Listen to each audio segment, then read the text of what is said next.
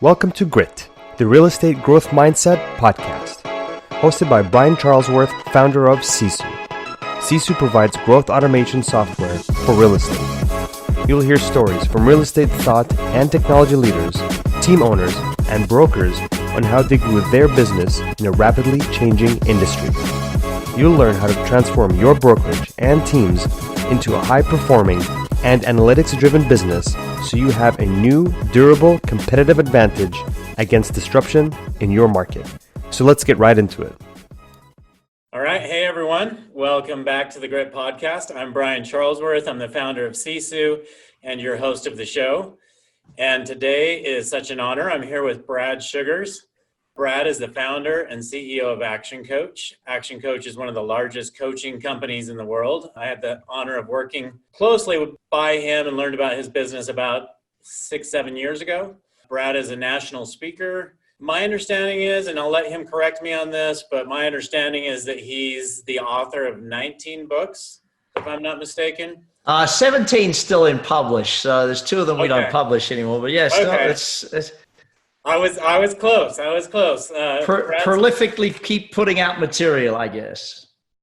Brad's part of the Forbes Coaches Council. He has his own podcast where I know that you've had Grant Cardone as a guest, which that is totally cool, right? That was Grant's guest on his show first, so that was kind of cool. So you go from Grant's show to my show. So how does that make me feel, right? So anyway, flat out, Brad is a total badass. So it's an honor to have him here today. About 7 years ago, Brad and I were actually talking about doing business together. One of the many, many mistakes I've made in my lifetime is I let that opportunity slip by. So with that, Brad, do you want to tell us more about yourself and correct any of those mistakes I made with that intro? Yeah, there's only one mistake you made, and that was that ActionCOACH is one of the biggest business coaching companies in the world. It is the biggest by far. But only saying that because we get to help business owners now in 81 countries. We just opened in Russia. We're about to open in Greece. That'll be 82 countries where we get to help people. We help business owners and executives become better at what they do and therefore build bigger businesses. And I think I've been doing that now for 26 years and still love doing it. I'm excited to be here and chat today. Yeah, awesome. Well, I'm super excited to have you here. You know, most of our listeners are in the real estate world, and these are people who are building some amazing businesses. I mean, if you saw, some of these guys are doing anywhere from 100 homes a year to 5,000 homes a year. Just incredible, right? Hundreds of millions of dollars in transactions. And they hear from real estate coaches all the time, but not necessarily business coaches. And a lot of real estate coaches are also coaching business, but just hearing from you, I thought would be just an amazing experience for everyone. So maybe you could give us some background on yourself, Brad. How did you get into coaching? How did you become an entrepreneur? I know you've been an entrepreneur your whole life. I know you went to Tony Robbins like years and years and years ago. So I went to Tony Robbins when Tony was still young. It's his 60th birthday coming up. Listen, my background is mostly as an entrepreneur. Still today, I'm chairman of ActionCOACH. I don't run the company anymore. I have 8 companies that I run. Well, actually, we just bought another one, so it's 9 companies that I run in 2 days a week. I'm a father of 5, so I prefer to actually hang with my kids than work. And take vacations and spend their time. Most of what I've done in my life is fix broken companies. And then I learned later on, if you ever see the movie, I don't know, Brian, did you ever watch The Founder, Ray Kroc's movie? Yes. That's more of what I do today, team. More of what I do today is I find good companies and I explode them somewhere. Usually take them to a global front because a lot of great companies that are running in one city, one town, one country even, and they just need to be in, 50, 100 countries rather than 1 or 2 cities. Okay, awesome. That's so true, and it sounds like your coaching company's in 81 countries. So very impressive, Brad. You say I compare you to Elon Musk, right? Running 8 companies in 2 days a week. How do you do that? Yeah, look, Elon works his butt off, though. He likes to work long hours. The way you build companies is you build people. You build people, you build systems, and then you build people who build systems. And so if you can build the people, I was probably 20 years old. I had to learn the first and most important lesson around humans in a business. And I went to my dad one day and complained to him and said, Dad, you know what? I just can't get good people. And he looked me dead in the eye and he said, Brad, you get the people you deserve. So, you're an average manager running an average business. Highest caliber of employee you're going to get is average.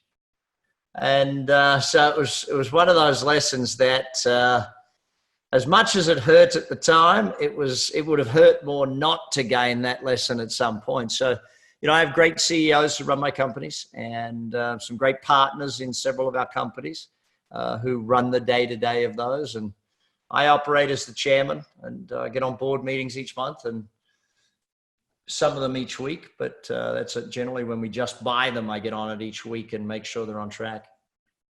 Great. So if you don't mind me asking, your dad gave you some really, really good advice. What did your dad do? What's his background? He started out as an accountant, same as me, good old accounting. I think we both had the personality for it. And then he went into management. And so he ran piping companies for many years, big manufacturers of concrete pipes, PVC piping, you name it. And then built his own business, building fiberglass, big fiberglass business, doing fiberglass joints and joinery and things. And you name it, if it was made out of fiberglass, they could do it. Okay. So you started ActionCOACH how many years ago? 26 years ago. 1993, August of 1993. So this August will be our 27th birthday. Okay, so you were what, young 20s at that time? Yeah, and so it was really interesting because what happened was I had photocopy shops, kind of like FedEx, Kinko's, that sort of thing. It was Kinko's in the beginning, FedEx bought it. And a lot of my customers were small business owners. And so they needed help. And I just started writing a newsletter about stuff you could do to grow your business. And of course, everything in my newsletter to grow your business included photocopying. So, that was our business.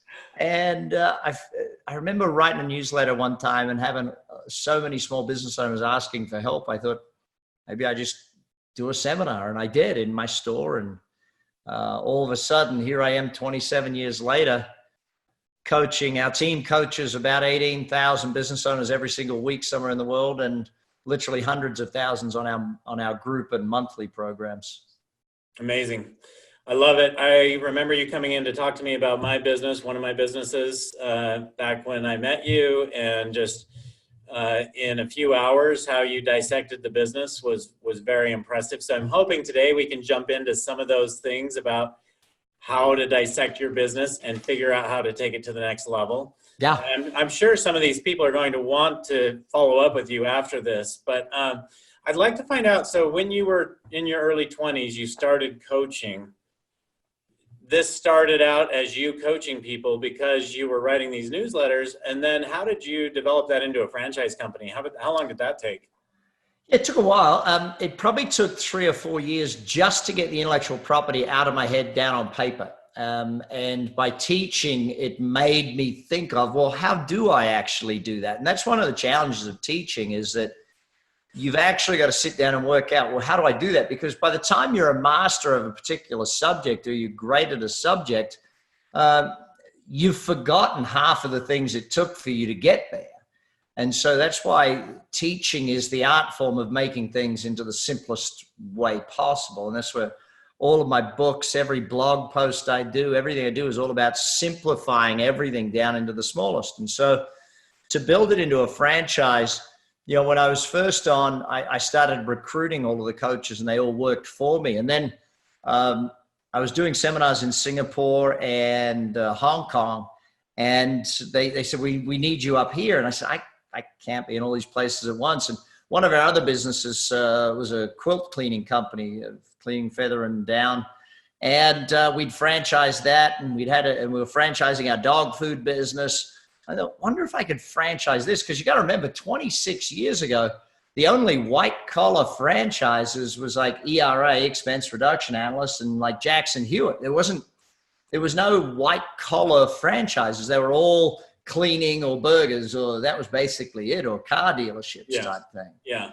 So we worked out a methodology of franchising and intellectual property protection that gave us a system to do it. And so hence here we are today.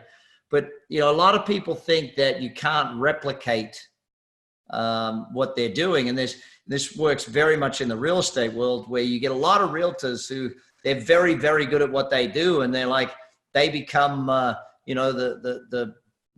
the one person that does all of the great stuff, and they surround themselves with minions who can do that, but they don't ever build the other people up. And, I've proven over the world now that you can have people that are as good or better than you if you build the training and structured systems and methodologies into a systematic way that others can follow. So, yeah, it was tough in the beginning to get it all out and to get the thought processes down. But Bucky Fuller was one of the greatest teachers in the world. And Bucky said, if you can create a model or an artifact, you can replicate.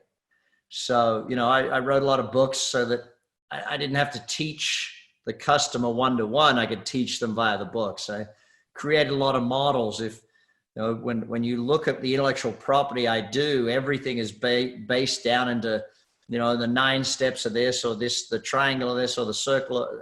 I try and break everything down into something you can put on one page and go, there it is. Yeah. I attend a lot of masterminds in the real estate space, and this industry has become very much so where everybody wants to share their best ideas and their systems and all of these different things. So I'm seeing that business side with the systems go more and more and more into effect in this space. So yeah. It's fun to see how early you adopted and knew to put this in place in your lifetime. Is there somebody, Brad, that, like, as growing up as a kid, obviously you were interested in business very early on. Is there somebody that was an icon or an idol to you that you were like, I want to be like that guy? 'Cause I see you on stage, and there's people that look at Brad Sugars and they want to be Brad Sugars, right? Who did you want to be? Look, I sat down in the early stages, and I was lucky enough at age 16, I won the local Rotary Club's Youth Leadership Award. And part of what you won was they sent you away for a week-long training on how to be successful and how to be a leader. And at 16 years of age, that changed the course of my life. So there wasn't really one person, because from there I met E. James Rohn, or I got to meet Mr. Rohn. He does a seminar in the Brisbane City Town Hall. I think I was 16 years old. And I had him sign my notes, and I asked him one question at the end of that, and he'd spoken for several hours. And I said, Mr. Rohn, what's one thing I can do to guarantee I'll be successful as a young man? He said, son, it's simple. Read a book a week for the rest of your life. So, that was thousands of books ago, but I sit back and I look at the simplest of all principles. There is no secrets to success. It's just books you haven't read yet. And that's the very fundamentals. There's no way that success is financial success, business success, sales success, relationship success. There's books on every single one of them. You just got to read them and implement, I guess. Okay. So if anybody takes anything from this show, read a book a week the rest of your life, and it will change your life. Well, it's interesting because you tell people that and you say to them, listen, if you read a book a week for the rest of your life, you will be super successful. And people go, nah, I can't possibly be that way. What if I read one a month, Brad? No, Mr. Rohn didn't say one a month. He said one a week.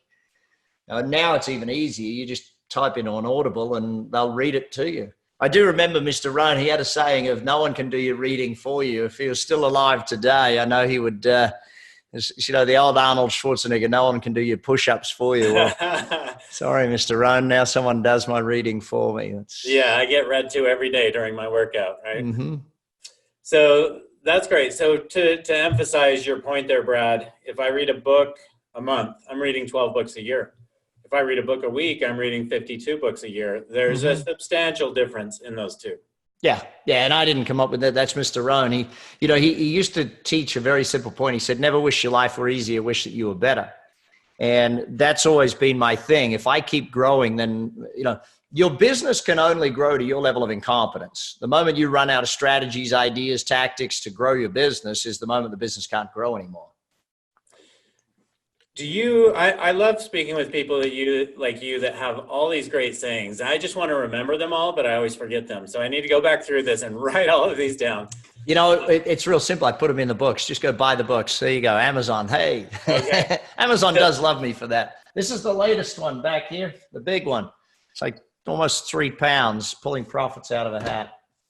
Pulling profits out of a hat. How long ago did you write that? It's only been out about 6-7 months. Yeah, it's been on the bestselling lists. It's done real well. It's pretty much every airport bookstore, except most of them are sold out.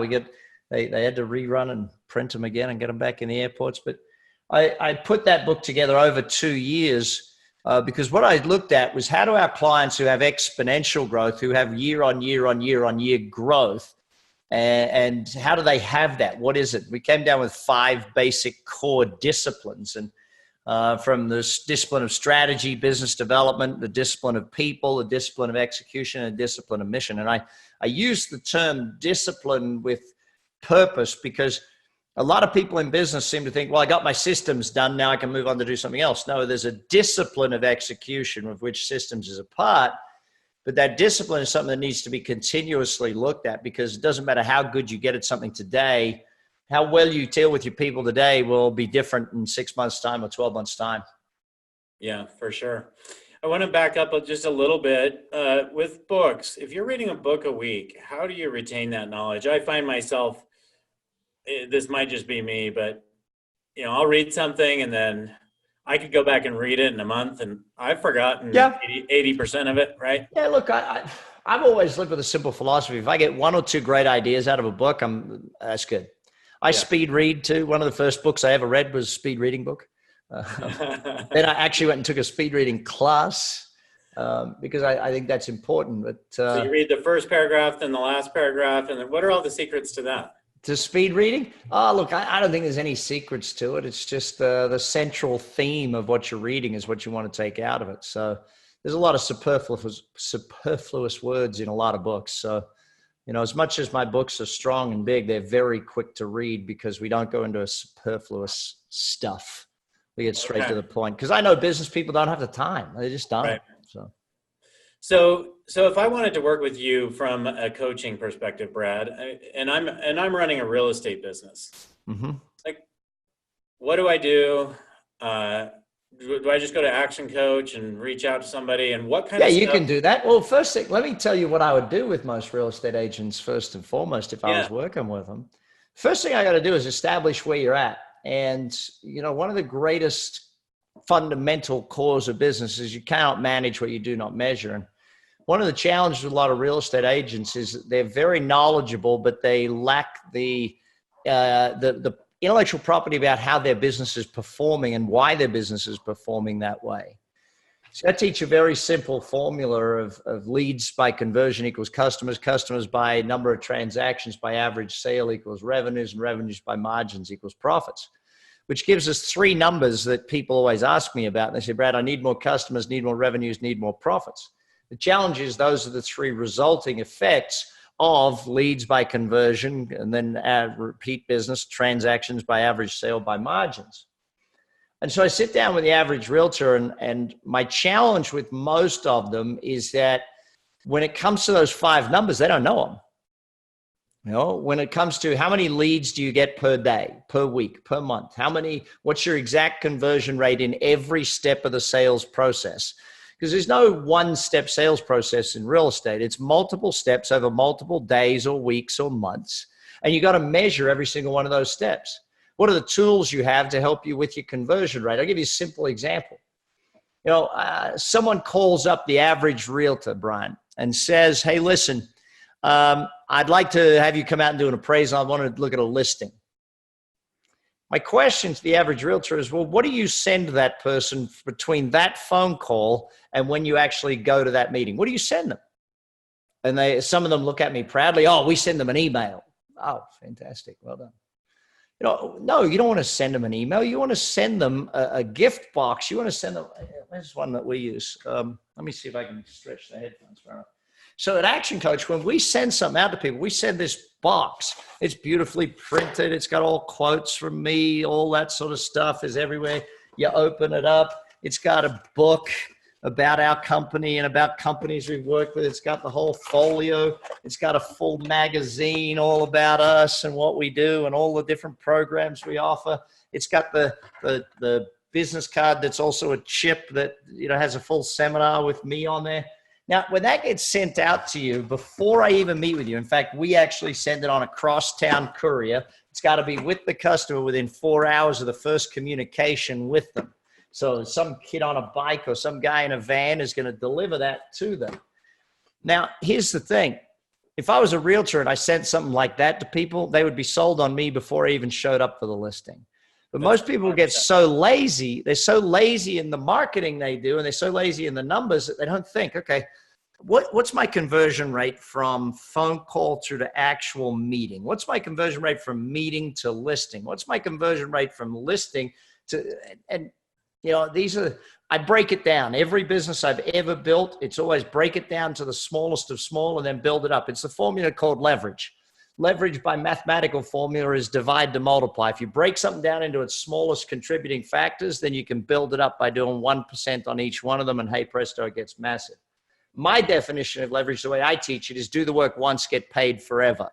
So, you know, how do you do work one time and get paid forever? And that's where it messes with a lot of people in business, because they're like, well, hang on, I get a customer once, I do it. It's like, you know, I was chatting with a friend of my wife. She's a hairdresser, and she's like, well, Brad, I make the same amount of money as my staff. I said, of course you do. You cut hair all day. They cut hair all day. You do the same job. Of course you should be paid the same. She said, but I own the business. I said, no, you don't. You own a job. There's a big difference between owning a job and owning a business.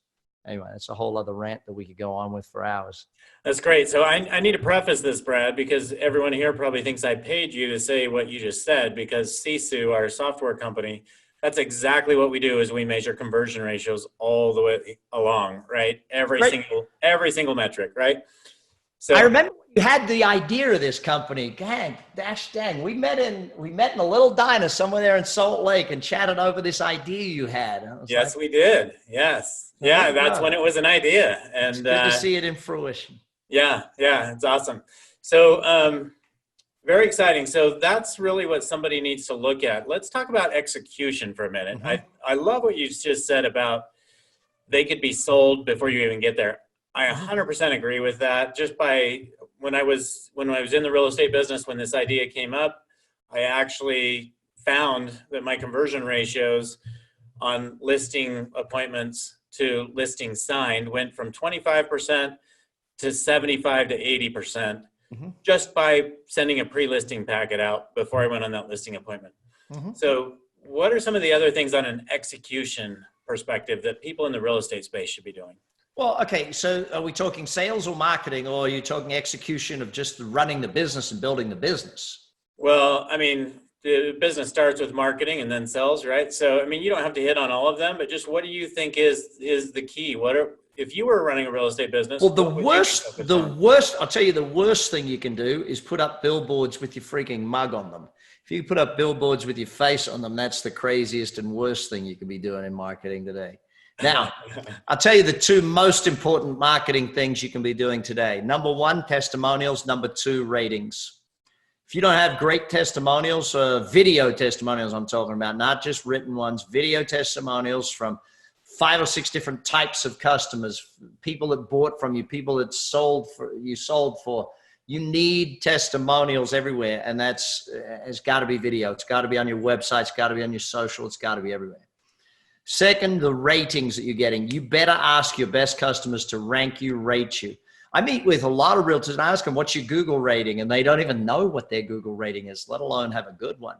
You know, what's your rating on all of the websites? Because now you got how many different websites ranking realtors? Oh my God, a bazillion of the dang things. So those are the two most important marketing aspects I would be looking at today.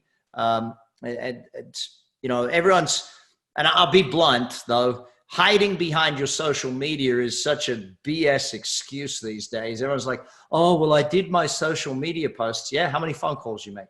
None? Shut up. Stop doing social media posts. You know, that's a long-term, medium-term at best marketing strategy. Content-based marketing is great for Gary Vee because he tells everyone do content-based marketing, but he doesn't, what's he sell? He's not selling real estate. There's definitely a need for content in real estate. There's definitely a need for video. There's definitely a need for those things, but to hide behind them is just stupid. Your number of dials, your number of people connected with, the numbers, there's nothing changes numbers of a salesperson more than the numbers. That's the simplest fact. If I was in sales in real estate today, dang, the biggest thing you can do, and the key to being great in any business is get known for something. So what are you known for? And don't get known for selling small stuff. Get known for selling big stuff. Get known for selling the biggest of the big. I remember my cousin, who was a major real estate commercial guy. And he said, if it wasn't worth $1 billion, I wasn't selling it. I sat there and I thought with him, hang on, what do you mean? He says, well, I only sell properties worth $1 billion and up. Huh. How's your commission on that? Better than 100,000. And it was one of those interesting things. But once you get known for something, what are you known for? If you're not known for something, it's very hard in marketing circles to be found. People are looking, people are searching every single day. Make sure they find you because you're known for something. Okay. Execution on a day-to-day business point of view, though, because this is where, if you look at the discipline of execution in our book, we go through several things. Planning is a big part of discipline of execution. I'm very much a day-to-day planner. I find that people want to do a business plan and, 3 to 5 years, and they want to do their annual plan, and maybe they do quarterly planning. But the number one most important plan for any business person, especially in sales, is your daily plan. What am I doing tomorrow? What am I doing tomorrow? Before you leave the office every day, have the list of what you're doing tomorrow, have it diarized, time zoned, allocated, prioritized, but make certain that you know what you're doing the next day. On Friday, you got to do 2 plans. One is for next week and one is for Monday. And these are some of the simplest of things, but then we come to management. See, management's about 2 things. Management's about, if you take management and leadership and split the 2 of them apart, okay, because they're totally different. They're both needed and both warranted. I hear people say to me, oh, you don't want to be a manager. Well, if you're not going to be a manager, who the heck's managing the business? Well, I want to be a leader. Listen, management's about competent, productive people. Competency and productivity. If there's a lack of competency, management problem. Lack of productivity, management problem. Managers need to coach, mentor, train. People are like, oh, you don't want to micromanage them. Listen, you have to micromanage some people. They're idiots, okay? You have to micromanage them when they're like your kid. When your kids are born, you got to micromanage that stuff. Otherwise, they die, all right? Same with employees. You got to micromanage them in the beginning. Your job, though, is to build their competency so you don't have to micromanage them. Yes, you don't want to micromanage them for long. You want to teach them, educate them, coach them, mentor them so that they get to a point of competency and productivity. Leadership, on the other hand, also about 2 things. Leadership is about passionate, focused people. If there's no passion, bad leadership. No focus, bad leadership. So you add productivity and competency with passion and focus, and all of a sudden you got a growth team. You got a growth organization. A lot of people don't learn management and stuff. Actually, I did a whole video on management versus leadership. It's on my LinkedIn or my Facebook or my YouTube. If anyone wants to watch it, about 20, 30 minutes. Second part of execution is the systems. Anywhere where there's a lack of consistency, there's a lack of systems. The most basic form of system is a checklist. Why does every pilot have a flight checklist? Guess why? They actually want to know they're going to succeed.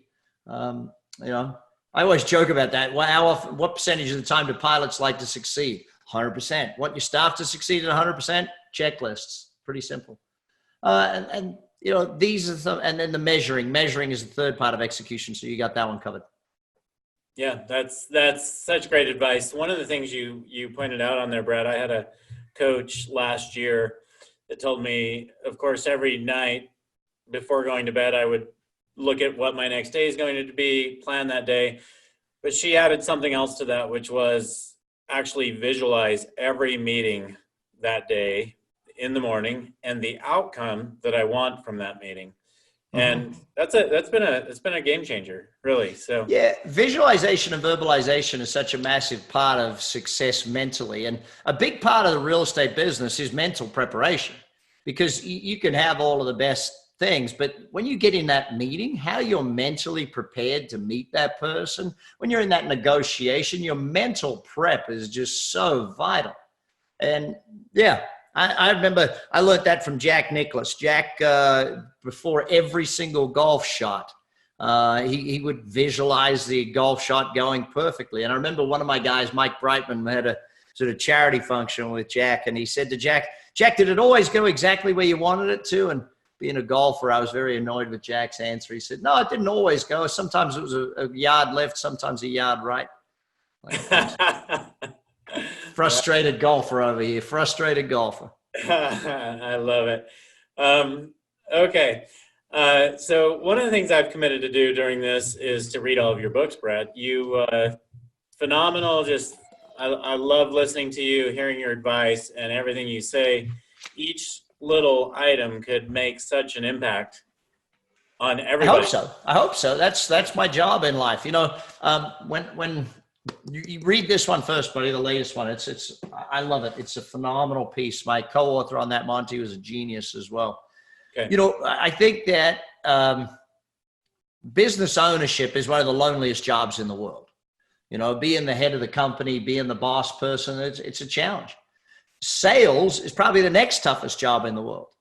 Why? You're judged every single minute of every single day. How good you are. You're only as good as your last call, only as good as last meeting, you know, and that to me is why mental preparation is a very big part of it. But I've been in sales all my life. I've learned to sell to tens of thousands of people to one-on-one time. You know, I love selling from stage when I sell 10,000 people at a time. I love selling every which way. And I think that, you know, for me, the profession of sales has gotten better and better and better over the years, you know, and if you want that profession to be great for you, you got to be great at it. There's no two ways about it. Yeah, for sure. And real estate is sales, right? I mean, every business is selling. Every business is selling, you know, going out on a date, that's selling, for goodness sake. You know, it's a harder sell for some than others. They don't have the right product to sell, but, you know, these are the things that we live with. And, you know, relationships, sales, it's all part of it. Communication skills, it's all part of it. And I think that as professionals, we need to up our skills on a daily basis. And that to me is important. But yeah, if I could sit down in front of a dozen realtors today, I would love to help them understand how to get better at their business development. See, sales, marketing, and customer management or customer service, whichever way you want to term it, are three things that are easy if your business isn't growing. But if you're in growth mode, those three things have got to be top notch. They got to be on point. But, you know, I sit down and I look at it and I think that if I look at the discipline of strategy, most realtors' strategy is to stay about the same as they were last year, maybe 20%, maybe 30% better, but not massive. And that's where I love challenging realtors and asking the question, well, what are they doing with real estate in Turkey right now? What are the great things they're doing in Turkey? And I go, I don't know. Well, what are the great things they're doing across the other state? What are the great things they're doing in Brazil? And there's so much to learn that, you know, I think it's such an exciting time in business today that we can learn globally in an instant. Yeah, I see that happening in these masterminds. They're learning from people all over the country, not necessarily all over the world. Absolutely, though, if you can step outside of your pocket, you're going to get nuggets that are going to change your world, right? Listen, you know, we can harp on learning as much as we want, but if you're not a learner, if you're not designed to learn, if you don't love learning, then business gets tough. Because what happens is if your sales are stagnant and stable, the costs are always rising. Eventually you're out of business. So you got to keep growing and you got to keep doing that stuff. So what about life balance? I think real estate people, of anyone I know, a lot of times they have the most difficult time balancing. Well, real estate, you could be working chasing the dollar, right? Yeah. So you can be working 24 hours a day, 7 days a week if you wanted to in real estate. Yeah. So a lot of team owners I'm seeing are figuring that out and they're working on the business instead of in the business. Mm-hmm. What advice would you have, though? I mean, you're running 8 businesses in 2 days a week. Yeah, that's everybody's dream. It wasn't always that way, buddy. I was the stupid idiot back in the beginning who thought hustle and grind makes it successful. Hustle and grind all that does is cover up the inefficiencies in your business. So you don't actually fix them because you're working 24 hours a day, 7 days a week. It's covering up where you've got problems in the business. And I see that in my companies today, that if I see someone having to stay back and work till 10, 12 at night, I'm looking at it going, what are they doing wrong? Must be something done wrong there, because I remember Lee Iacocca teaching it way, way, way back when he said, if you're not at home by 6 o'clock for dinner with your family, you're running the business wrong. And you sit there and you go, huh. And I never knew this until the other day. I watched that movie, Ford versus Ferrari. I didn't know that Lee Iacocca was one of the development guys at Ford back on that project. So you just learned that, huh? Yeah. But I think that what you've got to do is you've got to set yourself with my definition of a business, Brian, is probably different to most people's definition of a business. My definition of a business is a commercial, profitable enterprise that works without you. If I have to be there, I didn't build a business. I built a job, and I work for an idiot. So my goal is to always build a business that works so I don't have to. Now, in the beginning, that took me a long time to work that stuff out. But nowadays, that's basically all I do in any companies is I buy companies, like my commercial cleaning business. So my real estate business, I just sold. We had a property management company based in Texas. Just sold that, but I've bought a commercial cleaning business down in Melbourne, Australia, actually, and it's just opening in the UK. So it looks like we've just signed a master franchise deal for the UK. So these are the sorts of things that I do. But my philosophy is that if I can build, if 100% of my effort yields 100%, 80% of 100 people yields me 8,000. So, it's different when you look at it. And the hardest leap is from 1 to 2, 2 to 3. Those leaps are pretty big because it's 100% change in circumstance. But I say this to everyone: you can build a business that works without you. It is possible to build a business that works without you. You've got to have that mindset, though. You got to want it to be that way. Start with X number of hours a week. On these hours, I'm going to work from home, and I'm only going to work on the business, not in the business. Set yourself a time goal. I see people say, I don't want to work 80 hours a week. Listen, there's 3 types of goals in this world. The worst form of goal is the negative goal. Okay. It's an away from. I don't want to work 80 hours. All right. Or I don't want to be fat, or I don't want to be unfit, or I don't want to have a bad relationship. You get what you focus on, right? Correct. Second level of goal is positive. Instead of I don't want to work 80 hours, I want to be working 6 hours a day, 4 days a week. Set the goal in your head. Know where you want to go. How many hours? How many days a year do you want vacation? How many? Set it up. What's your goal? How many days a year of vacation time? And that's the positive. The third level of goal is when we actually get to the goal not being about ourselves, where we get to a legacy goal, where we aim to build something. And that's what I'm doing with ActionCOACH. My legacy is to build. I wrote the vision of this company very clearly many moons ago, to build world abundance through business re-education. And we keep changing it one business owner at a time. Make one more business owner. The greatest thing about our business is that every time we help a business owner, we help another half a dozen, 20, 100 people get jobs. I mean, every business that grows a community, grows an economy. So I love it from that perspective. Yeah, that's definitely got to be a lot of fun for you to see that happening. So Brad, I know you're short on time. Thank you so much for joining us. I just have a few quick questions I'd like to run past you. Sure. The first being, you've written all these books. You've read thousands of books. Mm-hmm. Not taking your own books into consideration here, I can almost guarantee you everybody listening is going to want to jump in and dive into your books. Mm-hmm. That being said, is there a book out there that has made the biggest impact on your life, something that everybody should read, a must read for everyone? Oh, dang. There's probably 5 or 6, but I'll try and separate them. As a young man, it was How to Win Friends and Influence People, and Think and Grow Rich. But then the Richest Man in Babylon, that was so cool. The Magic of Thinking Big, they were so cool. As a very young man, getting that mindset right. Then from a business perspective, when I read, these 2 books were written in the 1920s.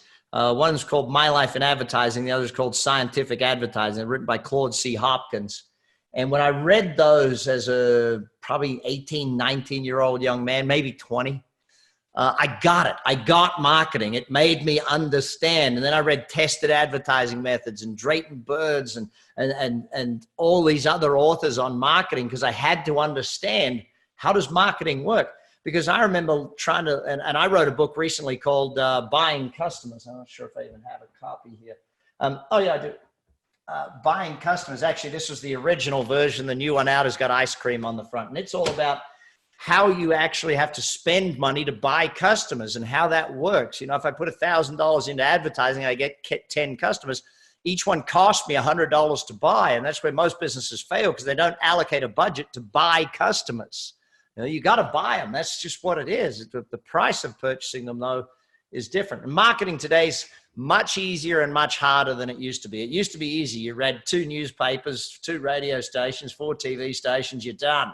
Perfect. Got my marketing mix planned.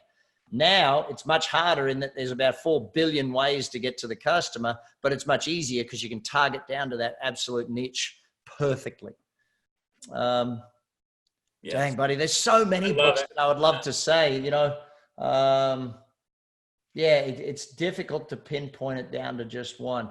You know, the E-Myth, Gerber's book, the E-Myth, was revolutionary thinking back in its day, around, you know, getting to that thinking. Yeah, that's a dozen for us to all go jump in. Most of us have probably read 3 or 4 of those, but certainly not all of those. So what about your favorite place, Brad? I know you're from Australia. Yeah, my home in Australia, Hamilton Island, Australia. It's one of it's God's own country, that one. Hamilton Island, Queensland, Australia. It's a beautiful island that has only golf carts, and we have a house there right on the harbor, and boats are right there. And Hamilton is, but then again, Paris, if I'm going away with my wife just for a weekend, Paris for a weekend, nothing does better than Paris. Great. What about your favorite thing to do?